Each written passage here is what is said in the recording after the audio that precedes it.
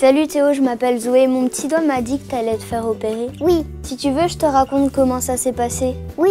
C'était il y a quelques jours. Un soir, j'ai préparé une petite valise pour venir ici. Qu'est-ce qu'il y avait dedans? Il y avait un pyjama, une trousse de toilette, un essuie, un doudou si t'as envie, un livre et plein d'autres occupations. Le lendemain, j'ai dû me réveiller très tôt pour prendre une douche avec un savon bizarre. On aurait dit du chocolat ou...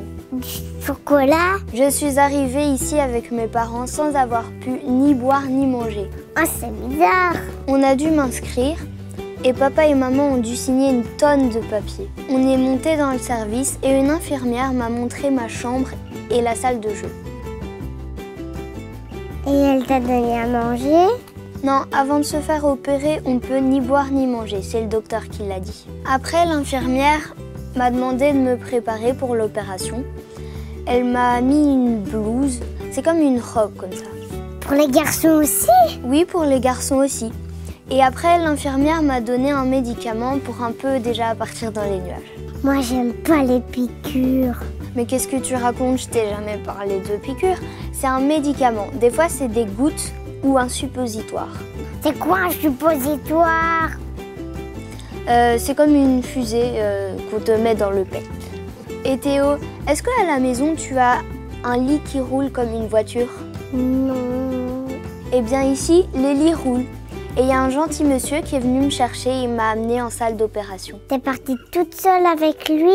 Non, mes parents sont venus avec moi et ils ont attendu avec moi que ça soit mon tour. Et pendant l'opération, ils sont restés tout près dans une salle d'attente pour eux.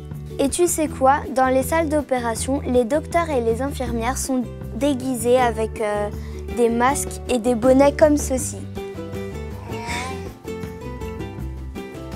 Il y a un des docteurs, l'anesthésiste, qui m'a endormie avec un espèce de masque comme les pilotes d'avion. Ça a été très vite.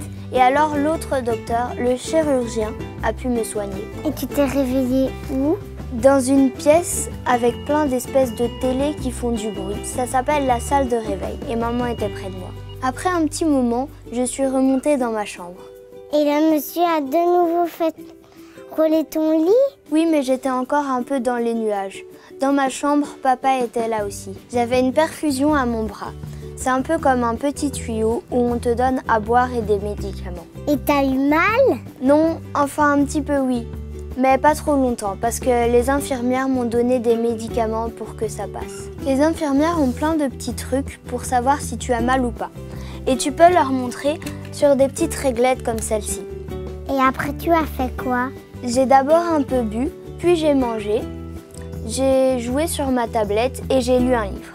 Mais il y avait aussi une télévision dans la chambre et on peut aussi faire du coloriage. Et puis le docteur est venu me voir et il m'a dit que comme tout allait bien, je pouvais rentrer à ma maison. Ah ouf! Maintenant tu sais tout de mon aventure. C'est ton tour. Tu es prêt à te promener en lit roulant? Comme je sais que ma maman va rester avec moi, je n'ai pas peur.